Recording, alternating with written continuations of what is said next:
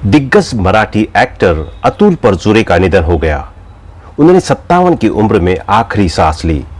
हालांकि उनकी मौत की असल वजह भी सामने नहीं आई है।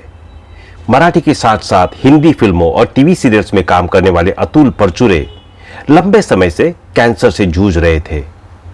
बड़े पर्दे पर अपनी कॉमेडी से लोगों का दिल जीतने वाले अतुल परचुरे इन दिनों खतरनाक बीमारी से लड़ रहे हैं। उन्हें कैंसर हो गया है, जिसका खुलासा अभिनेता ने एक टॉक शो के दौरान दिया था। अभिनेता ने कहा कि अभी उनका इलाज चल रहा है, लेकिन इस महीने उनकी केमोथेरेपी का लास्ट साइकिल खत्म हो जाएगा। उन्होंने बताया कि वह लगभग कैंसर मुक्त होने की कगार पर है। अभिनेता ने यह भी बताया कि कैसे जब वह अस्पताल में भर्ती थे तो कहा गया था कि उनके पास केवल 6 महीने का समय है। अतुल परचुरे एक भारतीय अभिनेता है। वे मराठी और बॉलीवुड फिल्मों और टीवी शोज में काम करते हैं। उन्हें मुख्य रूप से हास्य भूमिकाओं के लिए जाना जाता है। अतुल परचुरे ने साल 1993 में आई हिंदी फिल्म बेदर्दी से अपने फिल्मी करियर की शुरुआत की थी। वे मुंबई से ही है, जहां उनका जन्म 30 नवंबर 1967 को हुआ था और वे मुंबई में ही पले बड़े। उन्होंने अपनी स्कूली शिक्षा और कॉलेज की पढ़ाई मुंबई से की और अपने कॉलेज के दिनों में वे थिएटर से जुड़े रहे। उन्होंने कई मराठी और हिंदी नाटक किए और जल्द ही उन्हें छोटे पर्दे पर काम करने का मौका मिला। अतुल ने बताया कि वो जब 1 महीने तक लक्षण दिखने के बाद वह दिसंबर में डॉक्टर के पास पहुंचे तो उन्हें पता चला कि उन्हें कैंसर है। अभिनेता ने कहा कि मुझे विश्वास था कि मैं इससे बाहर निकल जाऊंगा। मैंने कभी यह पूछने की जहमत नहीं उठाई कि मुझे कैंसर किस स्टेज पर है। मुझे कभी यह खतरा महसूस नहीं हुआ कि मैं मर जाऊंगा। इस दौरान बीमारी के कारण अतुल का वजन 20 किलोग्राम कम हो गया। वह कहते हैं कि मुझे बुरा नहीं लगा कि मेरा वजन कम हो गया। मुझे पता था कि मैं इसे दोबारा हासिल कर सकता हूं। अतुल आगे बताते हैं कि पिछले 8 महीने उनके और परिवार के लिए काफी मुश्किलों भरे रहे हैं। अतुल नहीं चाहते थे कि दुनिया को उसकी स्थिति के बारे में पता चले।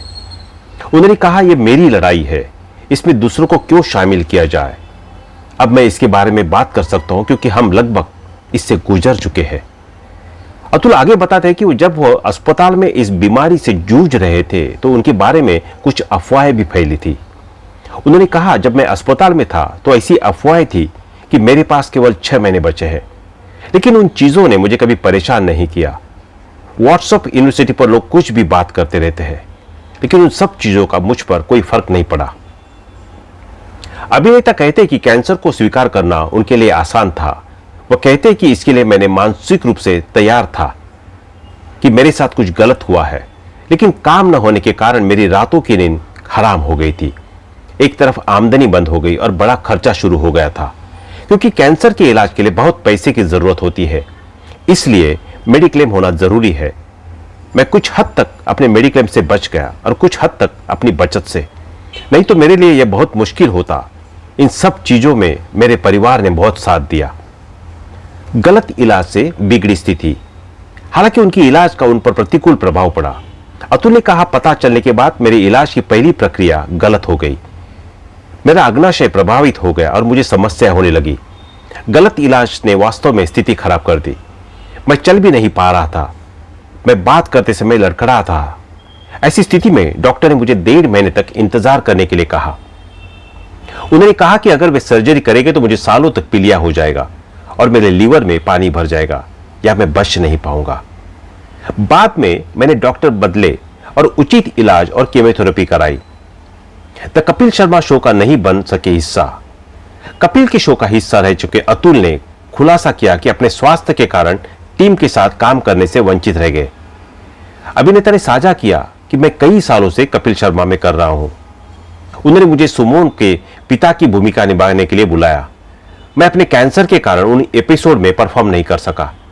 मैं कपिल के साथ अंतर्राष्ट्रीय दौरे पर जा सकता था। मुझे जल्द ही पता चलेगा कि मैं पूरी तरह से ठीक हो गया हूं या नहीं। अतुल परचुरे की पत्नी का नाम सोनिया परचुरे है। सोनिया परचुरे एक प्रसिद्ध नृत्य निर्देशक है। अतुल और सोनिया की मुलाकात नाटकों में काम करते समय हुई थी। दोनों ने गेला माधव कुणीकडे और तुझं आहे तुझं पाशी जैसे नाटकों में काम किया था। एवरग्रीन फैमिली की तरफ से अतुल परचुरे को शत शत नमन।